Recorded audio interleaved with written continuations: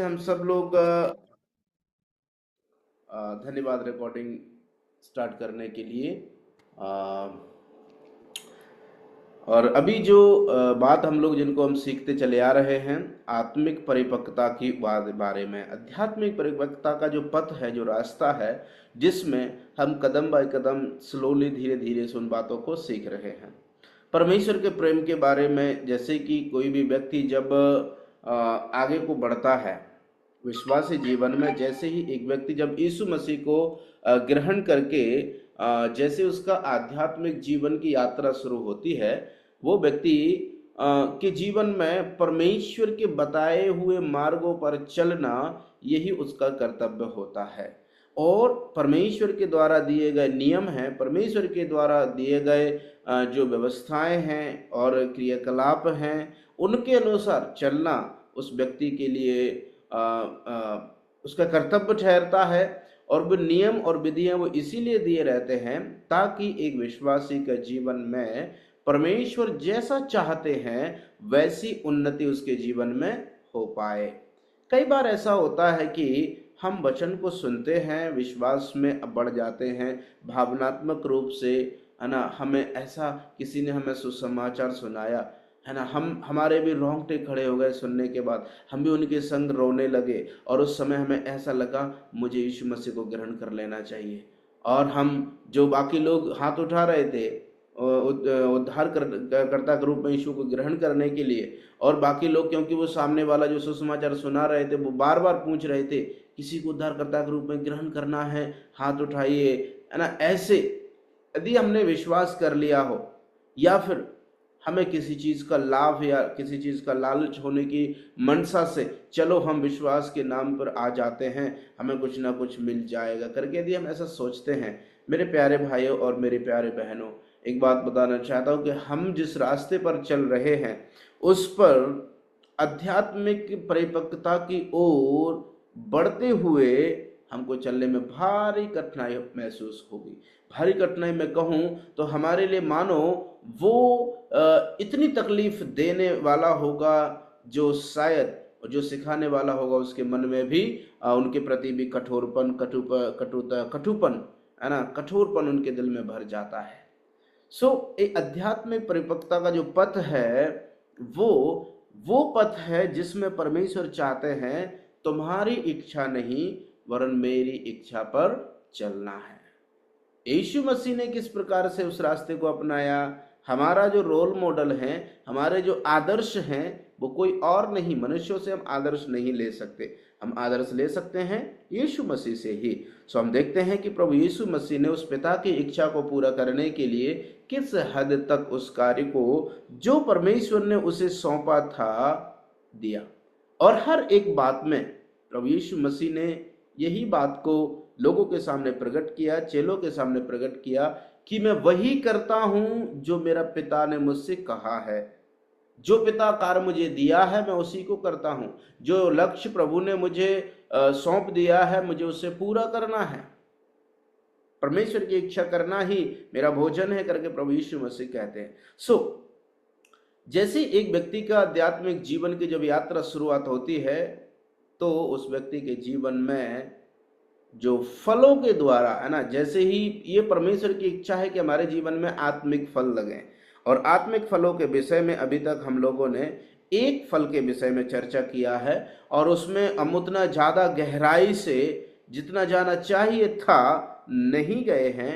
उसका कारण है, एक मेरी नॉलेज कम है, दूसरा आपने भी कई बार उसके विषय में सुना है, और एक सबसे प्रमुख कारण कि हम उसकी तह तक नहीं पहुंच सकते तो वो है, अगर जिसने भी परमेश्वर को पूरी तरह से जान लिया उसने जो आत्मा के फलों में से पहला फल है प्रेम, उसको वो जान पाएगा, क्योंकि प्रेम ही परमेश्वर है।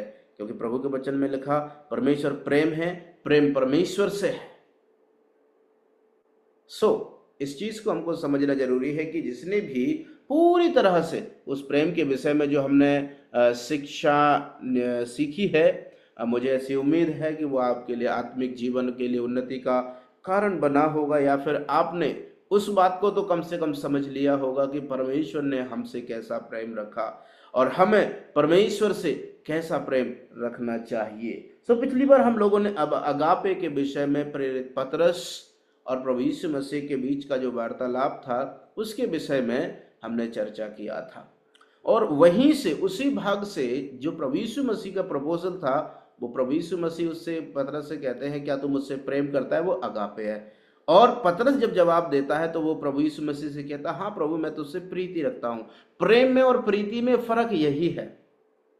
प्रीति में फर्क ये, हाँ आप मेरे गुरु हैं, सीनियर हैं, आपका मैं वचनों के अनुसार चलता हूं, आप मेरे अनुयायी हैं, आदर्श हैं, मैं आदर्श सम्मान करते हुए आपसे प्रीति रखता हूं। लेकिन प्रभु यीशु मसीह कहते हैं मुझसे प्रेम रखो। परमेश्वर का जो इच्छा है कि हम उससे प्रेम रखें, अर्थात बलिदान पूर्ण। अब देखिए, हम जब इस संसार में हैं, यीशु मसीह ने तो मनुष्य जाति के लिए अपना जीवन को न्यौछावर कर दिया, अपना प्रेम को सिद्ध कर दिया, अपने उस क्रूस की मृत्यु को उठा करके, है ना, क्रूस की मृत्यु को अपने ऊपर लेकर के, हमारे सब पापों को अपने ऊपर लेकर के वो क्रूस पर मर गए, है ना। उन्होंने उस कार्य को पूरा कर दिया। अभी परमेश्वर हमसे चाहते हैं कि हम भी उससे प्रेम करें और वो अगापे प्रेम हम उससे रखें। तो क्या ऐसा होना संभव है? अर्थात क्या हम भी जान देने के लिए, प्रभु कहते हैं हमसे कि तुम भी जाकर के चलो, तुम भी बलिदान हो जाओ, चलो तुम भी अपना खून बहाओ, चलो तुम भी क्रूस पर चढ़ जाओ, क्या ऐसा प्रभु ने कहा है? नहीं। क्योंकि अगर प्रभु ये चाहते कि तुम यीशु के लिए कुछ जान दे दो तो कोई भी दे सकता है, लेकिन उसका परिणाम क्या निकलेगा? देखिए, परमेश्वर ने जो प्रेम रखा मनुष्य जाति से, संसार से, वो अगापे था, और जिसका परिणाम क्या निकला? मनुष्य जाति को अनंत जीवन मिला। अगर हम वैसा ही अपने जीवन को प्रेम के कारण बलिदान हो जाए, या मर जाए, या क्रूस पर चढ़ जाए, या वेदनाओं के मृत्यु को प्राप्त हो जाए, क्या इससे कोई फायदा हमको होने वाला है या किसी और को होने वाला है? हमारे जीवन से केवल एक ही बात को याद रखना है, परमेश्वर की महिमा इस धरती पर होना है। परमेश्वर स्वर्ग में गए हुए हैं और हमें जगह तैयार करने के लिए वो गए हुए हैं, और हमें इस दुनिया में छोड़ गए हैं। हमें क्यों छोड़ के गए हैं?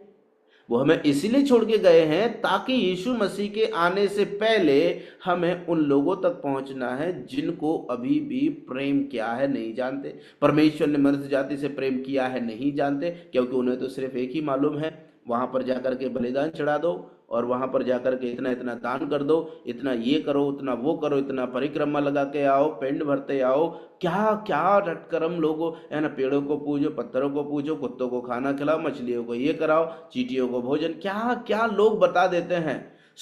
वो व्यक्ति इस प्रकार से परिस्थितियों में पड़े रहते। ऐसे लोगों को प्रेम क्या है, परमेश्वर ने प्रेम किया है कि नहीं किया है, अभी तक लोगों को सिर्फ यही मालूम है कि नफरत करते हैं, पाप जो करते हैं, अधर्मियों को दंड मिलना चाहिए। लेकिन परमेश्वर का जो प्रेम है वो ये दिखाता है कि दंड नहीं, माफी, दंड नहीं, दंड के कारण विनाश नहीं, जीवन मिल सकता है। परमेश्वर ने हमको इस दुनिया में रह करके उस प्रेम को प्रकट करने के लिए ये बात कही है, और इसके साथ साथ परमेश्वर ने उस प्रेम को जो हम संसार के लोगों से और संसार के जो नाश होने वाले लोगों के प्रति जता सकते हैं, उस प्रेम की तुलना उसने ये अपने ही प्रेम के साथ की है। मतलब अपने साथ की है। उसने कैसा कहा है कि अगर तुम मेरी आज्ञाओं को मानोगे, इसका मतलब तुम मुझसे प्रेम रखते हो।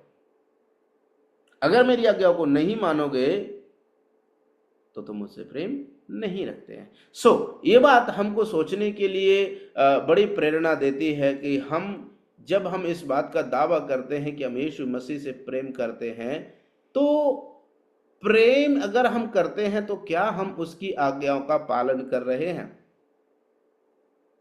और इसी बात को मद्देनजर रखते हुए आज का जो 5वां भाग है उसमें हम लोग प्रवेश करने वाले हैं। प्रेम की गुणों के विषय में हम चर्चा कर रहे हैं, ठीक है। उन प्रेम में से हमने पहला जो प्रेम को हमने देखा था वो अगापे लव है ना, और निस्वार्थ और क्या बोलते हैं, बलिदान पूर्ण प्रेम, जिसको हमने यीशु मसीह के द्वारा सारी मनुष्य जाति के लिए उसने कुर्बान कर दिया है ना। और किस प्रकार से उसकी विशेषताओं को हम लोगों ने पिछले समय में देखा था 2-3 क्लासों में। उसके बाद पतरस का और प्रभु यीशु मसीह का जो एनकाउंटर होता है उनको, उस समय प्रभु यीशु मसीह जब उससे सवाल पूछते हैं, हमने वहां पर देखा था।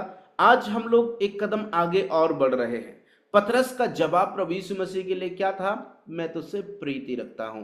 तो वहां पर जो यूनानी भाषा में, ग्रीक भाषा में शब्द आया है वो है ग्रीक भाषा में शब्द फिलियो। फिलियो बोले तो फिलिडेल्फिया है ना, फिलिडेल्फिया। और जो यूनानी भाषा का शब्द है जिसका अर्थ होता है मतलब फ्रेंडली लव, ब्रदरली लव, भाईचारे की प्रीति।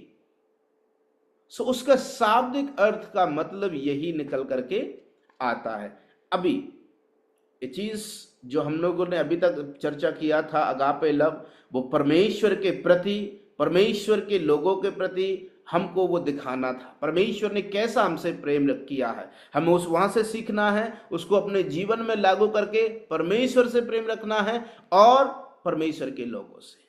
आज हम लोग पतरस ने जो जवाब दिया था और जो प्रेम की एक दूसरा चरण है, और वो है फीलियो अर्थात ब्रदरली लव, भाईचारे की प्रीति, जिसके संबंध में हम लोग पाएंगे कि परमेश्वर ने ही इसकी आज्ञा दी हुई है। जब हम यूहन्ना रचित सुसमाचार 13 अध्याय उसकी 34 और 35वीं आयत को पढ़ लेते हैं। यूहन्ना उसका 13 अध्याय 34 और 35, और एक भाई रोमियो के पत्र 12 अध्याय उसकी 10वीं आयत। हम दिन दोनों आयतों को पढ़ के फिर आगे के वचनों में हम लोग जाएंगे। मैं तुम्हें एक नई आज्ञा देता हूँ कि एक दूसरे से प्रेम रखो। जैसा मैंने तुमसे रखा है वैसा ही तुम भी एक दूसरे से प्रेम रखो। यदि आपस में प्रेम रखोगे तो इसी से सब जानेंगे कि तुम मेरे चेले हो। और दूसरा कौन सा भैया? रोमियो रोमियो की 12 का कितना पढ़ना है? 10। भाईचारे के प्रेम से एक दूसरे पर स्नेह रखो, परस्पर आदर करने में एक दूसरे से बढ़ चलो। बहुत बहुत धन्यवाद। बस मुझे ऐसी उम्मीद है कि आप लोग यहाँ पर इन बातों को समझ गए होंगे। आज के मनन के लिए ये बुनियादी वचन है जिन पर हम लोग आगे के अध्ययन को करने वाले हैं। क्योंकि पतरस की और प्रभु यीशु मसीह के जो वार्तालाप था, पिछले बार हम लोगों ने मनन किया था और विचार किया था, और प्रभु ने हमें बहुत सी बातों को सिखाया भी था। सो हम लोग यहाँ पर देख पा रहे हैं प्रभु यीशु मसीह अपने शिष्यों से कहते हुए एक नई आज्ञा उनको देते हैं। एक नई आज्ञा दी गई। क्या आज्ञा दी गई है? एक दूसरे से प्रेम रखो। देखिए, ये जो प्रेम है, ब्रदरली लव है ना, ये हमारे क्षेत्र में, हमारी जगह पर, जहां पर हम रहते हैं, परमेश्वर ने ये आज्ञा दिया है कि इस प्रेम का प्रगटीकरण हमारे आसपास रहने वाले भाई बहन, हमारे रिश्तेदार, हमारे पड़ोसी, उनके सम्मुख इस प्रेम को प्रमाणित करना है। और जब हम ऐसा करेंगे तो उसके पीछे का उद्देश्य भी आपने यूहन्ना उसका 13 का 34 और 35वीं आयत में पढ़ लिया था, समझ लिया था। क्या था कि अगर तुम ऐसा करोगे तो सब लोग क्या जानेंगे कि तुम मेरे क्या है?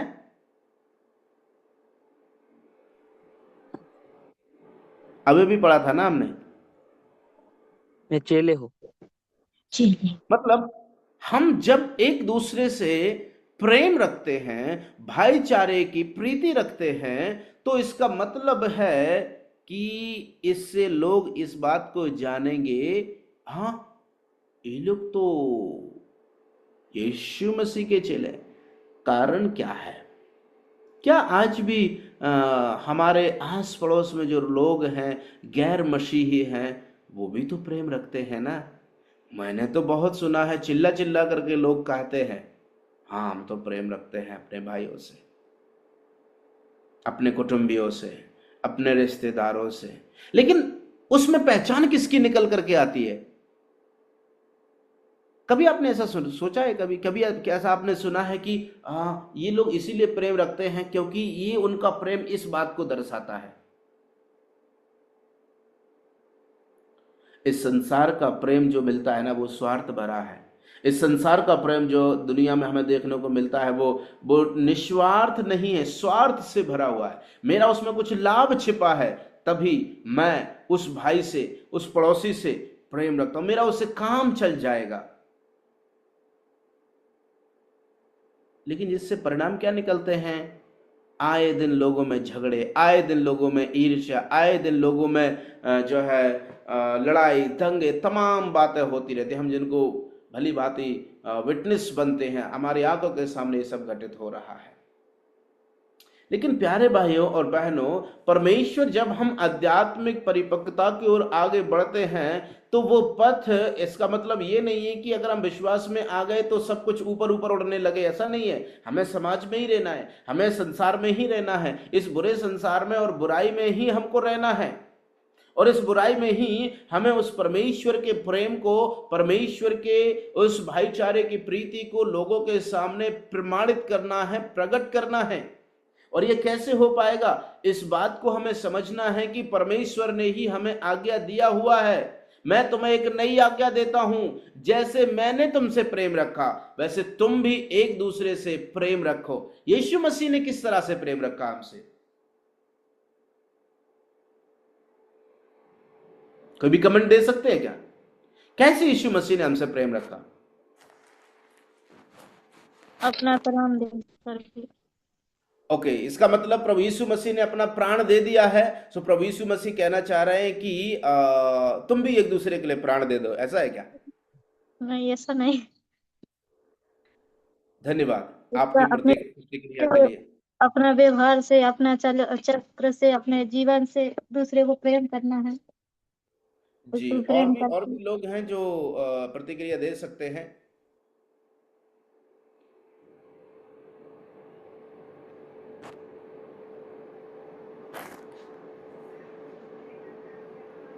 यीशु मसीह ने जो हमसे प्रेम रखा, उस चीज की तो परिभाषा हम देख सकते हैं कि यीशु मसीह ने निस्वार्थ प्रेम था उनका। यीशु मसीह पर कोई गलती, कोई दोष नहीं था, लेकिन उन्होंने सारे दोषों को, क्योंकि उसने हमसे प्रेम रखता था, उसने अपने ऊपर ले लिया। आज वर्तमान में जब प्रभु यीशु मसीह ये कहते हैं कि तुम एक दूसरे से प्रेम रखो जैसा मैंने तुमसे प्रेम रखा, तो प्रभु यीशु मसीह ने तो हमारे लिए प्राण दे दिए। इसका मतलब ये प्राण देना प्रभु यीशु मसीह के लिए उत्पत्ति के समय से ही, जब आदम ने पाप किया था उसी समय से ये नियुक्त हो गया था। परमेश्वर का न्याय वो उस के द्वारा ही वो व्यक्ति को, उसको जो पूरा करेगा व्यवस्था को, परमेश्वर का न्याय को चुकाएगा, कीमत को चुकाएगा, वही मनुष्य जाति का उद्धार और छुटकारा कर पाएगा, जो प्रभु यीशु मसीह ने किया। अगर हम प्रभु यीशु मसीह ने किया, अगर हम वैसा ही प्रेम, तो प्रभु यीशु मसीह ने प्राण दे दिया, हम किसी के लिए प्राण दे सकते हैं क्या? प्राण देना तो दूर की बात छोड़ो। प्रभु यीशु मसीह ने वचन में लिखा हुआ है, हम जब यशायाह की पुस्तक में आएंगे उस बात को समझने के लिए 53 अध्याय में आएंगे। यशायाह की पुस्तक 53 अध्याय, प्रभु यीशु मसीह ने क्या किया है, और अगर ये बात प्रभु यीशु मसीह कहते हैं, आइए हम उनको पढ़ेंगे कि हम 53 अध्याय का 3 आयत से हम आगे को पढ़ेंगे। वह तुच्छ जाना जाता, कान लगा और मेरे पास आओ, सुनो, तब नहीं तुम जीवन रहोगे। और नहीं, कौन सा पल पढ़ रहा है बेटा? यशायाह की पुस्तक उसका 53 अध्याय का 3 आयत से, वह तुच्छ तुच्छ जाना जाना जाता जाता। और जी, मनुष्यों का त्याग हुआ था। वह दुखी पुरुष था, रोग से उसकी जान पहचान थी, और लोग उससे मुख फेर लेते थे। वह तुच्छ जाना गया और हमने उसका मूल्य ना जाना।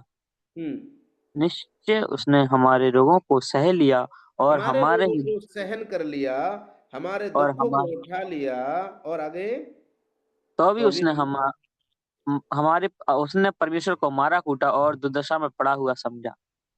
और आगे को 5वीं आयत, परंतु वह परंतु वह हमारे ही, हमारे अपराधों के कारण घायल हुआ, हाँ, वह हमारे अधर्म के कामों के हेतु कुचला गया। हमारी ही शांति के लिए उससे ताड़ना सहनी पड़ी और कोड़े खाने से हम चंगे हुए। उसके कोड़े खाने से हम चंगे हुए। हम तो सबके सब भेड़ों के समान भटक गए थे, हम में से हर एक ने अपना अपना मार्ग लिया और यहोवा ने हम सबों को अधर्म का बोझ उसी पर लाद दिया गया। वह सताया गया तो भी सहता रहा, अपना मुंह ना खोला। जिस प्रकार भेड़ बद होने के समय भेड़ी ऊन कतरने के समय चुपचाप रह शांत रहती, वैसे ही उसने भी अपना मुंह ना खोला। अत्याचार करके दोष लगाकर उसे ले गए। उस समय के लोगों में से किसने इस पर ध्यान दिया कि वह जीवितों के बीच में से उठा लिया गया? मेरे ही लोगों के अपराधों के कारण उस पर मार पड़ी, उसकी कब्र भी दुष्टों के संग ठहराई गई। ना, आप आगे को पढ़ते रहिए। यीशु मसीह का प्रेम क्या था? उसने प्राण देने से पहले कुछ कार्यों को किया है। वो हमारे रोगों को उसने अपने ऊपर ले लिया है। वो हमारे रोगों को उसने अपने ऊपर ले लिया और उसने हमारा जो दुखों को उठा लिया है। हमारे अपराधों के कारण वो घायल किया गया, हमारे अधर्म के कामों के कारण वो कुचला गया। हमारी शांति के लिए, हमें शांति मिल जाए, उसको ताड़ना सहनी पड़ी। उसने कोड़े खाए और हम चंगे हो गए। ये परमेश्वर प्रभु यीशु मसीह का काम है। और यीशु मसीह ने एक काम को, मेरे प्यारे भाइयों और बहनों, इस बात को कह करके दर्शाया है कि ये जो अगापे लव है, वो agape love, that is the love of God, वो परमेश्वर का ईश्वरीय प्रेम है। और ईश्वरीय प्रेम की बातें हम लोग यहां पर देख रहे हैं। ईश्वरीय प्रेम की बातें हैं, इसीलिए परमेश्वर ये चाहते हैं कि हम जब इस बात को ग्रहण कर लिए हैं कि यीशु मसीह के द्वारा हमको उस परमेश्वर की संतान होने का अधिकार मिल चुका है, हमारी पहचान, हमारा मेल मिलाप यीशु मसीह ने परमेश्वर पिता के साथ करा दिया है, तो अब हम इस दुनिया में रह करके उस प्रभु यीशु मसीह के प्रेम को लोगों के सामने प्रकट करे। भाईचारे के प्रति, अपने लोगों के प्रति हम कैसे एक दूसरे के प्रति अपने प्रेम को प्रकट कर सकते हैं? एक दूसरे के प्रेम के द्वारा। एक दूसरे के प्रेम, प्रेरित पौलुस भी उसी बात पर जोर देते हैं, न केवल सुसमाचारों में, वरन हम देखते हैं कि प्रेरित पौलुस ने भी इस बात के प्रति बहुत जोर देकर के कहा, रोमियो 12:10 में, भाईचारे के प्रेम से एक दूसरे पर स्नेह रखो, एक दूसरे से स्नेह रखो, परस्पर आदर करने में एक दूसरे से बढ़ चलो। क्या प्रभु यीशु मसीह ने आदर नहीं किया? क्या प्रभु यीशु मसीह ने एक दूसरे के लिए सहन नहीं किया? आज हम वर्तमान में मुख से तो हम कह देते हैं, अरे मैं वो भाई से या वो बहन से या मेरे उस पड़ोसी से मैं बहुत प्यार करता हूं, लेकिन अंदर बुराई भरी हुई है, अंदर नफरत भरी हुई है, अंदर जलन भरी हुई है, अंदर सड़ाहट भरी हुई है, अंदर काई लग चुकी है, अंदर जो है अंदर ही अंदर जलन से मारे भर गए हैं, ईर्ष्या से भर गए हैं, कठोरपन से भर गए हैं। मेरे प्यारे भाइयों बहनों, परमेश्वर आज हमसे ये चाहते हैं कि हम इस बात की चर्चा करते हैं, सीखते हैं, पढ़ते हैं, लेकिन हमारे आध्यात्मिक जीवन में अगर परिपक्वता की ओर बढ़ना है, हम अगर इस रास्ते पर निकले हैं, तो ये फल हमारे जीवन में लगना बहुत बहुत बहुत जरूरी है। हम एक दूसरे से प्रेम किस प्रकार से सत्यापन कर सकते हैं? कैसे हम एक दूसरे के प्रति अपने प्रेम को सिद्ध कर सकते हैं? मेरे प्यारों, ये बात को हमें समझना बहुत जरूरी है। हमारा आदर्श स्वयं प्रभु यीशु मसीह है। प्रभु यीशु मसीह ने हमारे लिए क्या क्या किया, अभी हमने वहां पर पढ़ लिया है। और ऐसे कितने सारे वचन हैं जो इस बात को हम पढ़ते हैं कि उसको लोग गाली देते थे, लेकिन उसने गाली लौट करके नहीं दिया। लोग थप्पड़ मारते थे, उसने कुछ नहीं बोला। आज हम क्या अपने भाई के लिए, क्या अपने पड़ोसी के लिए थप्पड़ खा सकते हैं? क्या हम उसके रोगों को अपने ऊपर ले सकते हैं? रोग अर्थात गलतियां हो सकती हैं, पाप हो सकते हैं, है ना, उसकी जो गलत काम, जो गलत रास्ते पर वो चला है, और हो सकता है कि मेरे कारण या तुम्हारे कारण उसकी भलाई होती हो, तो क्या हम उसके उन पापों को अपने ऊपर ले सकते हैं? हम भाईचारे के प्रेम की बात कर रहे हैं, भाईचारे के प्रेम की बात की ओर हम सीख रहे हैं। परमेश्वर ने कहा क्योंकि आत्मा का फलों में से एक फल है प्रेम, और जो अगापे जो परमेश्वर के प्रति दर्शाता है, भाई जो और फिलियो जो भाईचारे के प्रति जो एक दूसरे के प्रति दर्शाता है, समाज में एक दूसरे के प्रति दर्शाता है, वो चाहे हमारे मित्र बंधु हो सकते हैं। और मैं बताऊं, जब हम अपने मित्रों से, यद्यपि वो गैर मसीह भी क्यों ना हो, अगर हम उनसे भाईचारे की, सच्ची भाईचारे की प्रीति रखेंगे, तो मालूम है आपको, वो एक मोड़ पर आकर के ये सवाल अवश्य पूछेंगे, कैसे तुम ये करते हो, कैसे, एक ऐसा प्रेम है। लोग चर्चा करने लगेंगे। मेरे प्यारो, क्या हम वास्तव में एक दूसरे के दुखों को उठा पा रहे हैं? क्या हम एक दूसरे की बदनामी को उठा पा रहे हैं? क्या हम गलतियों के पत्र 6 अध्याय उसकी पहली आयत में नहीं पढ़ते हैं कि जहां पर लिखा हुआ है कि अगर कोई भी गिर जाता है तो तुम उसको उठाओ, तुम जो आत्मिक हो उसको उठाओ, लेकिन अपना भी ख्याल रखो कि तुम भी ना गिरो। आज कई बार हम इस बात को पाते हैं कि हम जिस गड्ढे में हैं, हम खुद कीचड़ में पड़े हुए हैं, हमारी आंख में बहुत बड़ा लट्ठा पड़ा हुआ है, लेकिन हम दूसरे की आंख में तिनका को देख लेते हैं बहुत जल्दी। मेरे जीवन में ऐसा कदापि ना हो, ऐसे हम प्रभु से प्रार्थना करें, हमारे आंख का जो लट्ठा हमें दिख जाए, दूसरे की आंख का तिनका अब अपने आप ही बहाल हो जाएगा। हम जब दूसरे की गलतियों को, दूसरे की बुराइयों को हम लिस्ट बना करके रखते हैं अपने मन में, और फिर हम कहते हैं हम आपसे प्रेम करते हैं, हम कहां हैं? प्रभु यीशु मसीह ने हम में से किसी की भी लिस्ट नहीं बनाई है। प्रभु यीशु मसीह ने हम में से किसी के भी पापों की कोई किताब या लेख नहीं लिखा है। वो जो अनंत काल के लेख, किताब में लिखा हुआ जो लेख है, वो उस समय प्रकट हो जाएगा। लेकिन वो कब तक का रहेगा? वो रहेगा जब हमने यीशु मसीह पर विश्वास किया, उसके बाद में वो लेख, पापों जो हमने उससे पहले किए उन सब का लेख प्रभु हमसे लेगा। लेकिन जब हम उससे विश्वास करने लगते हैं, हमारे सब पापों की वो क्षमा कर देगा। लेकिन अगर उसके बाद में फिर हमारा खाता जब वहां के जीवन के पुस्तक में लिखेगा, वहां पर सब लिखता जाएगा। हमें उस समय हिसाब देना होगा। हम क्या हिसाब देंगे उसको? हम क्या बोलेंगे उससे? प्यारे भाइयों और प्यारे बहनों, इस चीज को हमें समझना बहुत जरूरी है। जो भाईचारे के, प्रेम के, प्रीति की जो कुछ गुण हैं, एट्रीब्यूट्स हैं, उसकी कुछ विशेषताएं हैं, उनमें से आज हम लोग जल्दी से मनन करते हैं। उनमें से सबसे पहली विशेषता है भाईचारे के प्रेम की, प्रीति की विशेषता पहली है सेल्फलेसनेस। सेल्फलेसनेस मतलब निस्वार्थता। आइए हम लोग फिलिपियों की पत्री उसका 2 अध्याय 3 और 4 पढ़ लेते हैं। फिलिपी 2 अध्याय 3 और 4। विरोध या झूठी बड़ाई के लिए कुछ ना करो, पर दीनता से एक दूसरे को अपने से अच्छा समझो। हर एक अपनी ही हित की नहीं, वरन दूसरों की हित की भी चिंता करो। धन्यवाद। यहां पर परमेश्वर का वचन बहुत ही स्पष्ट रूप से कहता है। क्या कहता है? विरोध या झूठी बड़ाई के लिए कुछ भी नहीं करो। आइए हम 2 अर्थ से पहले पढ़ लेते हैं। 2 का 2 से आगे को पढ़ेंगे तो और स्पष्ट समझ में आएगा।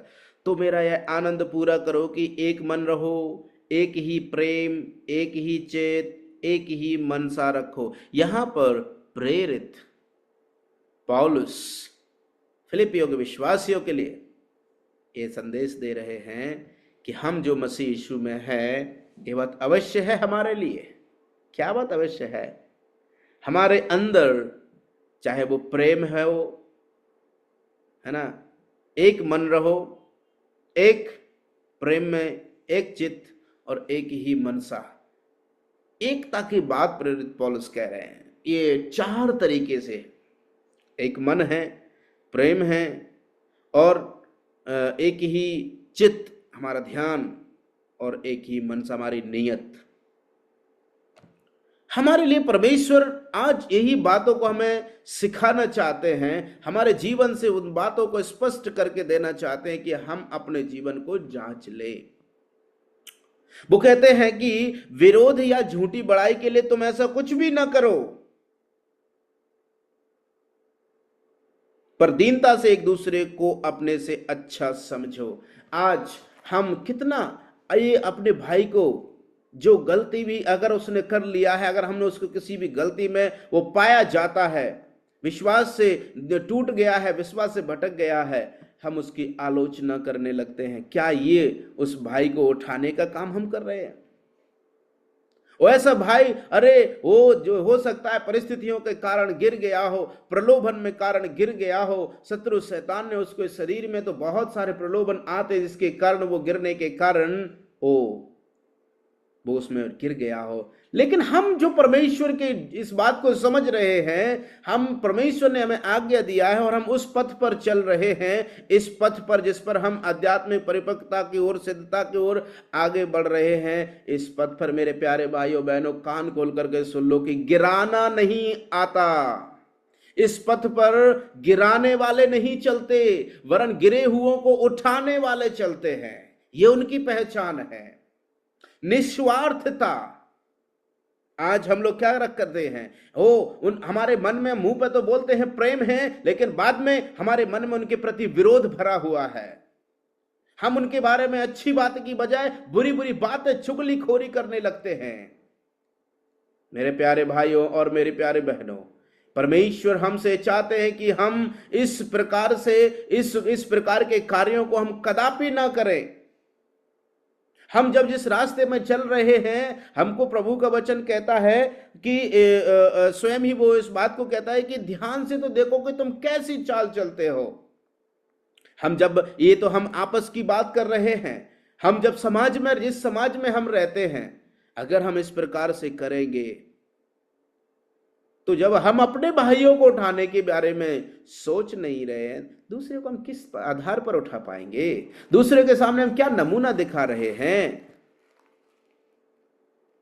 चूंकि ये बात, जब हम इस बात को सीख रहे हैं, ब्रदरली लव, ये केवल ऐसा नहीं है कि केवल मसीही कम्युनिटी, ओनली क्रिश्चियन कम्युनिटी में ही ये लागू होता है। नहीं, ये हमारे पड़ोस में रहने वाले हर भाई से, पड़ोस में रहने वाले गैर मसीहियों के लिए भी ये लागू होता है।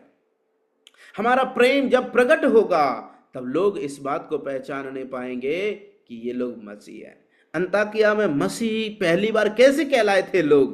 मालूम है? उनके व्यवहार को, उनके चाल चलन को, उनके वचन, प्रार्थना, संगति को, एकता को देख करके प्रभु के वचन में, प्रेरितों के काम की पुस्तक में लिखा था कि वहीं पर पहली बार लोग मसीह कहलाए, क्योंकि वो मसीह के उस सिद्धांतों पर, मसीह के उन पद चिन्हों पर, मसीह के द्वारा बताए गए रास्तों पर हम चलते हैं। और उनमें से एक आज्ञा जो मसीह यीशु ने, प्रभु यीशु ने हमें दी है, वो यही है, हमें एक दूसरे से प्रेम रखना है। झूठी बड़ाई के लिए हमें कुछ नहीं करना है। हम कई बार लोगों के सामने झूठी बड़ाई के लिए हम कह देंगे, हम लोग कहेंगे अरे यार देखो कितना अच्छा वो प्रेम की बात कर रहा है, प्रेम करता है, लेकिन वास्तव में हमारे अंदर भरा क्या है? प्रभु के वचन में लिखा है, जो हमारे मन में भरा है ना, वो हमारे मुंह के द्वारा ही बाहर निकलता है। और एक और खास बात आपको याद दिला दूं उससे आगे बढ़ने से पहले, जब प्रभु यीशु मसीह से सवाल पूछा गया था, खाने पीने से लोग अशुद्ध होते हैं? नहीं नहीं नहीं, प्रभु ने कहा ऐसा नहीं है। जो हम खाने खाते हैं, पेट में जाता है, संडास के द्वारा बाहर निकल जाता है, लेकिन मनुष्य के अंदर से जो निकलता है वही उस चीज को दूषित करता है, वही उस चीज को गलत ठहराता है, वही उस चीज को अपराधी ठहराता है, वही उसके अंदर से जो निकलता है वही उसको दोषी ठहराता है, दोष लगाता है। आज परमेश्वर हमसे चाहते हैं, प्यारे भाइयों और प्यारे बहनों, मुझसे परमेश्वर चाहते हैं, आपसे परमेश्वर चाहते हैं कि हम जब उस पथ पर चल पड़े हैं, इस पथ पर एक दूसरे के प्रति प्रेम, वो भी निस्वार्थता के साथ, झूठी बड़ाई के लिए नहीं। क्या मिलेगा हमें झूठी बड़ाई पाकर के मेरे प्यारों? हम सत्य का प्रचार करने वाले हैं, क्या हम झूठ के प्रचारक बन जाए? हम उस ज्योति के, परमेश्वर ने हमें ज्योति, जगत की ज्योति कहा है, क्या हम अंधकार के काम करने वाले बन जाए? नहीं। यहां पर प्रेरित पौलुस फिलिपियों के लिए इस संदेश को लिखते हुए वो कहता है, हर एक अपने ही हित की नहीं वरन दूसरों के हित की भी चिंता करे, जैसा मसीह यीशु का स्वभाव था वैसा ही तुम्हारा भी स्वभाव हो। प्रभु यीशु मसीह ने कभी भी दूसरों के प्रति बुरा नहीं सोचा। यद्यपि ऐसा करना नहीं चाहिए, हाँ, मैं ऐसा नहीं कह रहा हूं कि हम लोग ऐसा करें, लेकिन आपको एक उदाहरण प्रभु यीशु मसीह के जीवन से ही और प्रभु यीशु मसीह के शिष्यों से मैं आपको देना चाहता हूं। यहूदा शिष्यों में से वो था जिसने प्रभु यीशु के साथ सोया, खाया, पिया, शिक्षा लिया, सब कुछ। यद्यपि प्रभु यीशु मसीह ने उसको मुनीम बना दिया था। मुनीम जो पूरा पैसे का देख रेख और पूरा खर्चा, प्लानिंग, क्या कहाँ इन्वेस्ट करना, सारा लेखा जोखा रखने वाला व्यक्ति था। यीशु मसीह भली बात ही जानते थे कि ये व्यक्ति कैसा है, लेकिन मालूम है कि प्रभु यीशु मसीह ने उनके विषय में कहा था, क्या कहा था कि तुम में से मुझे एक कोई पकड़वाएगा।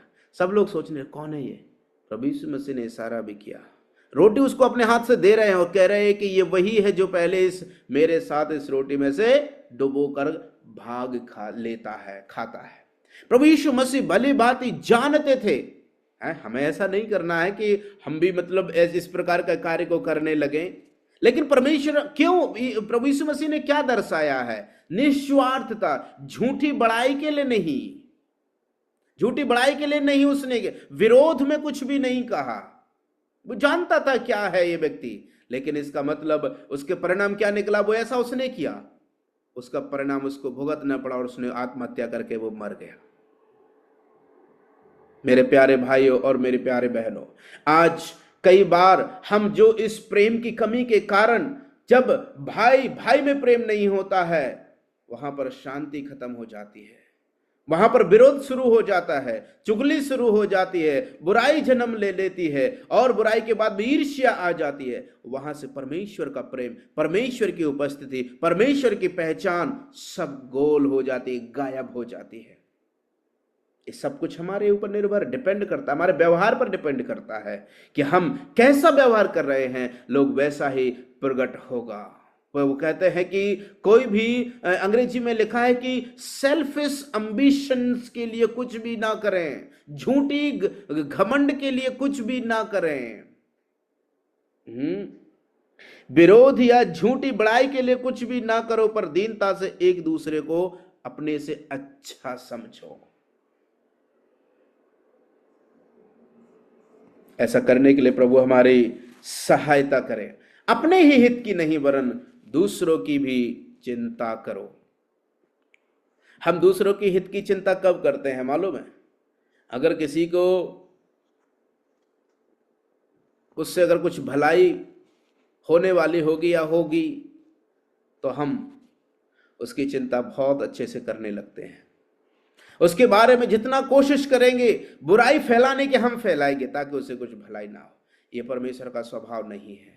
और जो व्यक्ति गलत करेगा, मैं इस बात को बार बार कह रहा हूं कि जो व्यक्ति गलत करेगा परमेश्वर उसको दंड देगा, कभी छोड़ेगा नहीं। परमेश्वर उसका न्याय करेगा, कभी छोड़ेगा नहीं। लेकिन मैं और आप, प्रभु ने तो मुझे और आपको ये आदेश दिया है कि हमें झूठी बड़ाई के लिए, विरोध फैलाने के लिए, बखेड़ा करने के लिए, बदनाम करने के लिए हमें कुछ भी नहीं करना है। प्रभु ने हमें इतना ही कहा कि हमें जितना हो सके हमें उससे प्रेम रखना है। क्योंकि जब हम रोमियो की पत्री उसका 12 अध्याय की 10वीं आयत को जब हम पढ़ रहे थे, 12 का 10, और जब हम 11वीं आयत में आएंगे तो वहां पर लिखा हुआ है, 10 का 11 में लिखा है, भाईचारे के प्रेम में एक दूसरे से स्नेह रखो, परस्पर आदर करने में एक दूसरे से बढ़ चलो। हमें एक से बढ़ करके आदर के लिए आगे आना है, क्योंकि जहां पर प्रेम की कमी होती है वहां पर आदर कभी आता नहीं है। क्या हम आज इस बात को स्मरण कर पा रहे हैं प्रभु के सामने बैठ करके, प्रभु मैंने उस भाई के प्रति, कलीसिया में उस बहन के प्रति, ओ मेरे पड़ोसी में उस भाई के प्रति, ओ मेरे परिवार में उस फैमिली के प्रति, ओ मैंने ऐसा नहीं किया है, मैंने उसका आदर सम्मान नहीं किया है, ओ प्रभु मुझे आप क्षमा करें।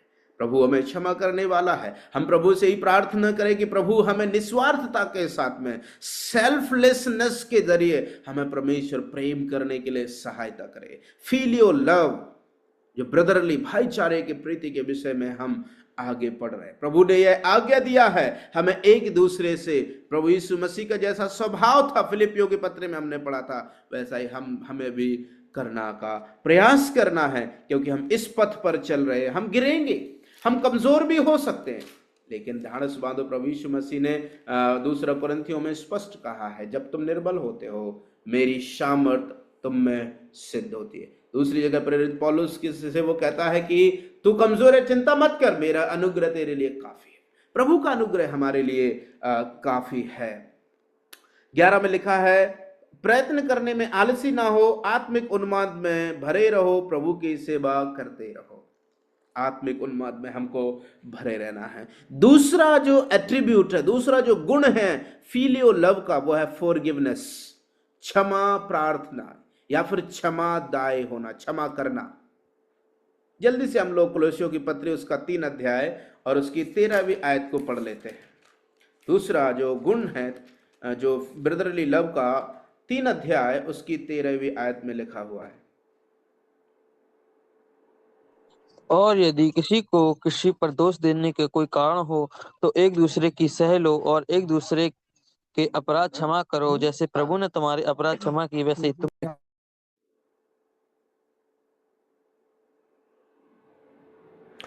तुम भी करो।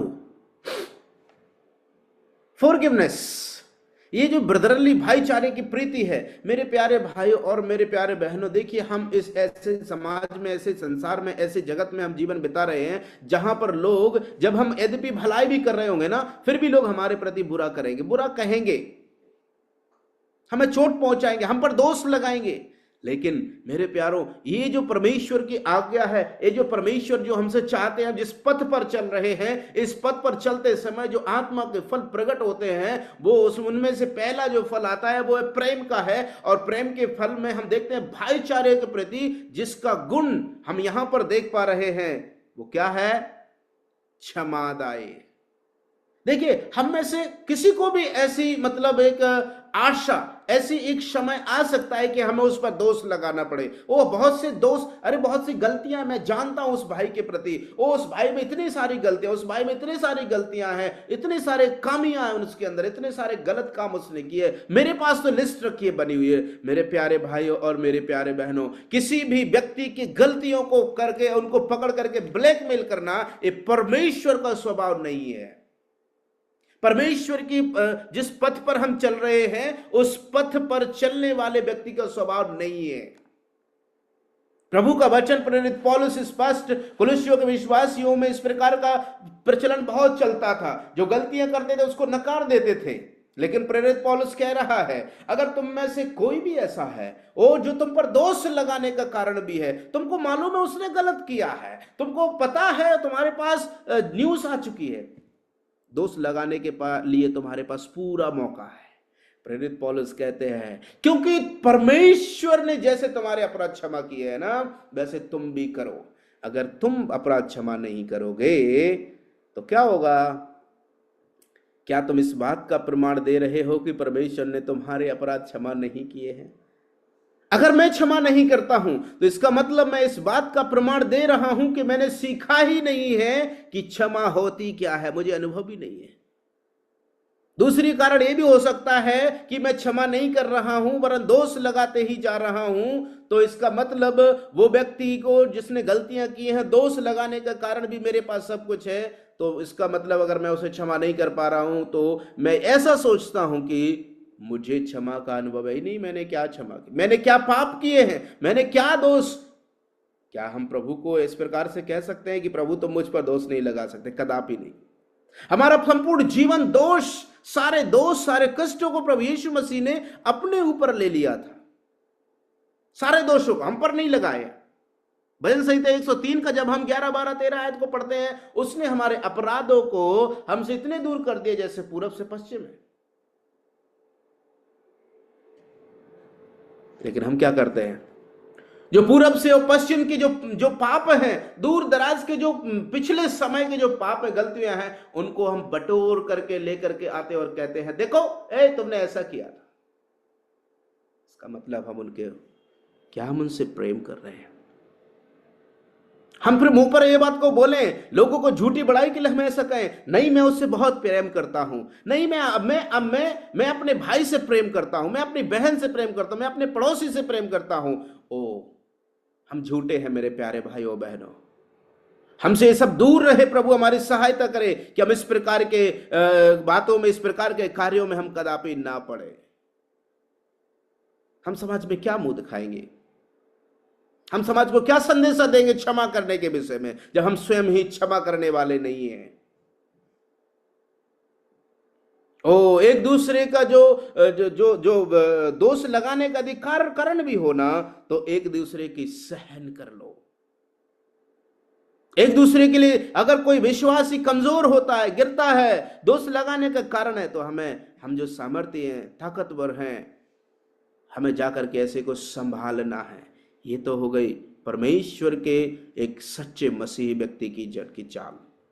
अगर हम दूसरे व्यक्ति को उसके अंदर ये कमियां, उसके अंदर वो कमियां हैं, हम उसके घावों को और गहरा कर रहे हैं। इससे क्या हो जाएगा, वो और कमजोर हो जाएगा, और मालूम है क्या होगा, अंत में पीछे चला जाएगा। प्रभु हमारी सहायता करे कि हम दूसरे को गिराने वाले नहीं, हम उठाने वाले बने। प्रभु दूसरों पर दोष लगाने वाले नहीं, क्योंकि प्रभु का वचन में लिखा है कि तुम जैसा करते हो वैसा तुम्हारे साथ भी किया जाएगा। जो तुम बीज बोते हो तुम उसी का फल काटोगे। सो प्रभु जब इस प्रकार से चाहते हैं कि हम जब क्षमा का बीज बो रहे हैं, तो हमें फल क्या मिलने वाला है, क्षमा का ही फल मिलेगा। और यद्यपि हम उस व्यक्ति की कहानी को आप लोगों को याद होगा ना, एक दास था जिससे हाकिम से उसने उधारी लिया हुआ था।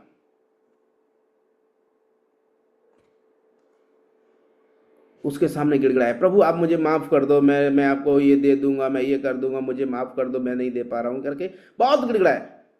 स्वामी ने तरस खाकर उसको क्या कर दिया, ठीक है चल जा। जैसे ही वो बाहर निकलता है, वो भी किसी व्यक्ति को दिए हुए था, उससे कम था, उस पर वो अत्याचार करने लगा। दे तू दे दे, आप किसी भी हालत में दे दे। सिपाही ने देखा उसको, वहां पर तुरंत उस स्वामी के पास ले गया। कहता है स्वामी ऐसा ऐसा ही करता है। क्या हुआ था उस व्यक्ति के साथ मालूम है, हम सबको घटना है ना। स्वामी ने उसको बोला कि इसको अंधेरी कोठरी में डाल दो, और तब तक इसको नहीं छोड़ना जब तक ये पाई पाई ना चुका दे।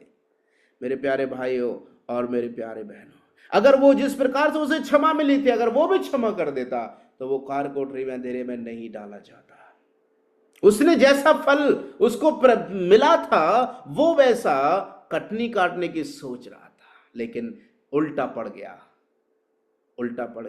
मेरे प्यारे भाइयों और मेरे प्यारे बहनों, हम इस चीज को समझना बहुत जरूरी है।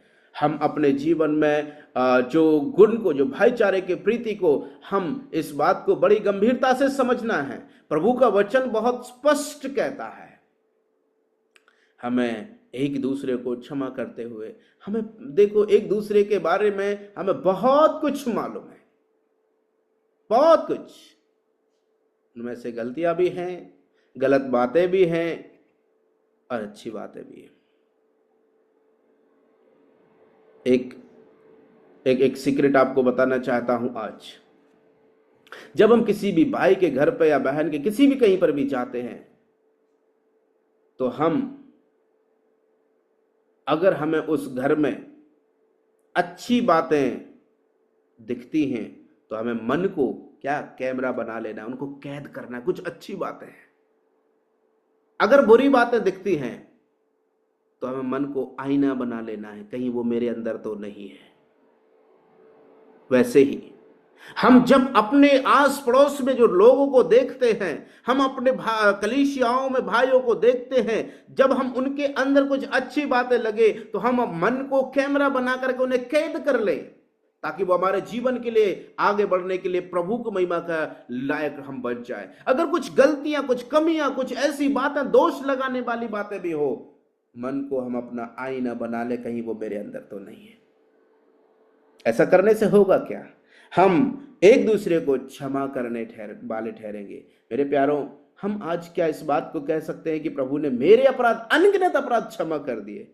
और जब आती है भाईचारे की प्रति, तो हम अपराध क्षमा नहीं कर पा रहे, हम गलतियां क्षमा नहीं कर पा रहे, हम दोष क्षमा नहीं कर पा रहे, हम सहन नहीं कर पा रहे। एक्चुअली नहीं, हम गलत हैं। प्रभु हमारी सहायता करे कि हम क्षमा करने वाले बने, दोष लगाने वाले नहीं, बदनाम करने वाले नहीं, अपमानित करने वाले नहीं, चुगल करने वाले नहीं। ओ मेरे प्यारो, आज हमें समझना बहुत जरूरी है। समय ज्यादा दूर नहीं, मसीह जब आएगा, हम में से हर एक का, जिसने चुपके से का गलत काम किए हैं उसका हिसाब लेगा, जिसने चौड़े में चौरस में भले काम किए हैं उसका प्रतिफल उसको मिलेगा। सो प्रभु को हम मौका देते हुए आगे बढ़े। आइए हम और तीसरे जो बिंदु में हम लोग जाएंगे वो है यूनिटी। हम अभी किस विषय में चल रहे हैं आपको याद है ना? भाईचारे की प्रीति के गुणों को, एट्रीब्यूट्स को देख रहे हैं, जिनमें से पहला गुण है सेल्फलेसनेस, निस्वार्थता। दूसरा है फॉरगिवनेस, क्षमा प्रार्थी होना या क्षमा करना, दोष ना लगाने वाले। तीसरा है एकता, और जिसको हम पढ़ करके समाप्त करेंगे यूनिटी में। इफिसियों 4 अध्याय 2 और 3। इफिसी 4 का 2 और 3।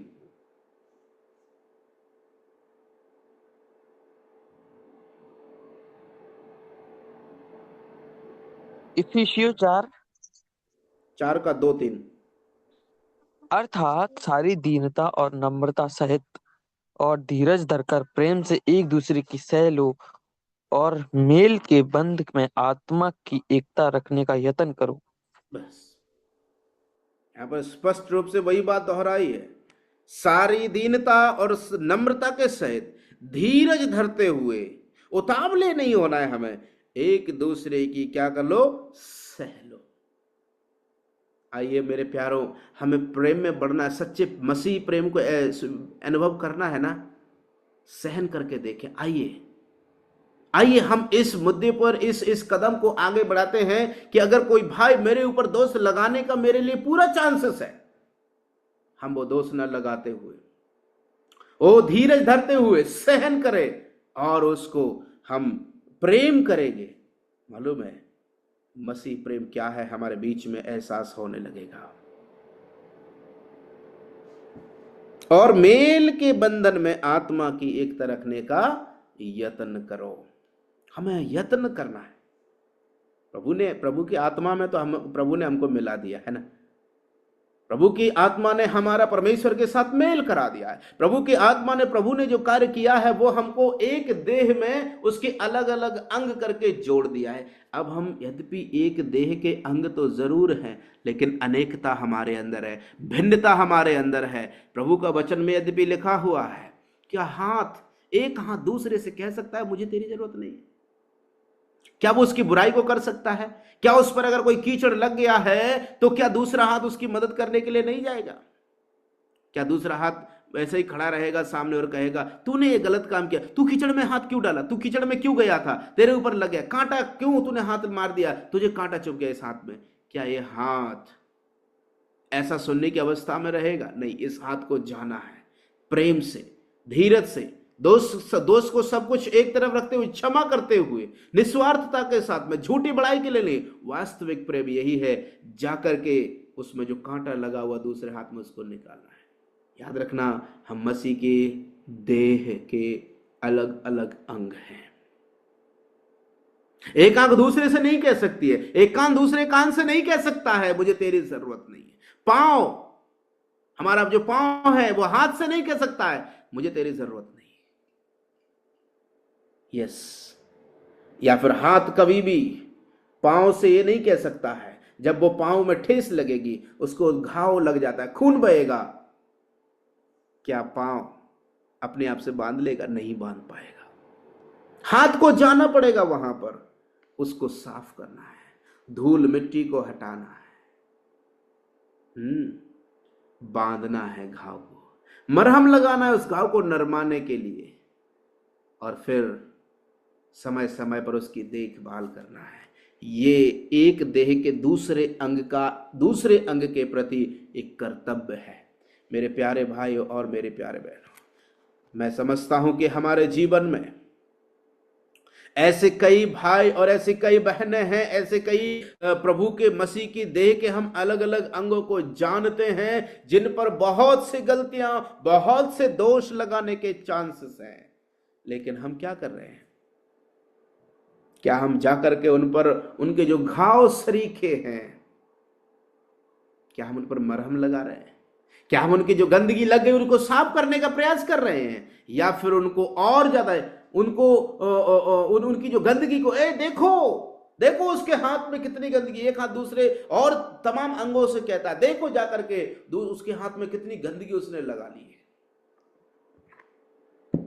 मेरे प्यारो, इस चीज को हमें समझना बहुत जरूरी है। बिल्कुल सरल भाषा में मैंने अंग का उदाहरण देकर के मैंने आपको बताया, ये मेरे लिए भी सीख है। अगर हम में से कोई भी इस बात की आज प्रेम की कमी है, क्षमा की कमी है, निस्वार्थता की कमी है, झूठी बड़ाई के लिए, लोगों को अपनी ओर आकर्षण करने के लिए, स्वार्थ के लिए हम बहुत कुछ कर रहे हैं, कदापि हम इन बातों से दूर रहे मेरे प्यारे भाइयों और बहनों। इन्हीं बातों के चलते मसीही आज कलीसियाओं में अब्सेंट है। लोग तो कहते तो हैं हम मसीह में, लेकिन एक चुनौती, बड़ा सवाल आज प्रभु के सामने मैं अपने आप को उसमें शामिल करते हुए पूछता हूं, क्या मसीह हम में है? मसीह अगर हम में है तो उसका प्रमाण क्या है? हम उसके प्रेम में बढ़ेंगे। प्रभु ऐसा करने के लिए हमारी सहायता करे। प्रभु ऐसा करने के लिए हमारी सहायता करे कि हम एक दूसरे के प्रति, भाईचारे के प्रति, प्रेम में हम बढ़ते जाएं, क्षमा करते हुए, निस्वार्थता के साथ में, झूठे घमंड के लिए नहीं, झूठी बड़ाई के लिए नहीं, मैं अच्छा हूं ये खराब है। हम कब तक, किसके सामने? हम मनुष्यों के सामने हम तो हो सकते हैं, बन जाएंगे अच्छे, लेकिन प्रभु के सामने क्या हम अच्छे बन पाएंगे? नहीं बन सकते। प्रभु हमारी सहायता करे कि जिस रास्ते पर हम चल रहे हैं, जैसे मैंने कहा था कि इस रास्ते पर गिराने वाले नहीं, उठाने वाले चलते, बदनाम करने वाले नहीं, उनकी गलतियों को साफ करने वाले, है ना, दबाने वाले, हटाने वाले, क्षमा करने वाले, जो आत्मा के बंधन में परमेश्वर ने जो हमें एकता का जो सेवा सौंपा है, मेल मिलाप की जो सेवा सौंपी है, उसमें आगे बढ़ते हुए हमें बढ़ना है, जिसके द्वारा क्या होगा? लोग जानेंगे कि तुम मेरे ही चेले हो, या फिर लोग परमेश्वर के प्रेम को जान पाएंगे। यूहन्ना उसका 13 का 35 आयत को पढ़ करके एक बार बस मैं समाप्त कर दूंगा, सिर्फ पढ़ना है। 13 का 35 जहां पर लिखा हुआ है, यदि आपस में प्रेम रखोगे तो इसी से सब जानेंगे कि तुम मेरे चेले हो। अगर हम आपस में प्रेम नहीं रखते तो सब क्या जानेंगे? हम उसके चेले। मैं वो बात नहीं कह रहा हूं, प्रभु ही जानता है इस बात को, मैं किसी का न्याय नहीं। प्रभु ऐसा करने के लिए हमारी सहायता करें। हमारे द्वारा, हमारे व्यवहार के द्वारा मसीह की पहचान होती है। अगर हम बुराई का प्रचार करते हैं तो हम शैतान के प्रचारक बन रहे हैं। हम अपमानित करने वाले, हम दोष लगाने वाले, हम बदनाम करने वाले, हम झगड़ा करने वाले, हम ईर्ष्यालु, ये सब करने वाले बन जाएंगे। हम चुगली करेंगे तो हमारे जीवन से कोई भी मसीह की महिमा प्रकट नहीं होगी। वरन हम यदि ढांपने वाले, उठाने वाले, सहन करने वाले, उठाने वाले जब हम बनेंगे, तब मसीह की पहचान, मसीह के प्रेम की पहचान में हम बढ़ते जाएंगे और उसका प्रेम हमें सिद्ध होगा और लोग जानेंगे कि हम मसीह के चेले हैं। प्रभु ऐसा करने के लिए मुझे और आज जुड़े हुए सभी प्रियजनों को ऐसी मदद करे, सहायता करे। हम पारिवारिक जीवन में, कलीसियाई जीवन में, व्यक्तिगत जीवन में इन बातों को लागू करते हुए प्रभु के लिए जीवन बिताने के लिए प्रभु हम सबको, पहले मुझे और उसके बाद आप सबको आशीष दे, अनुग्रह करे और उसकी सामर्थ हम पर उतरे, ताकि हमारा जीवन उसकी महिमा का कारण बने। सबको जय मसीह की। प्रभु आप सबको बहुत आशीष दे। धन्यवाद।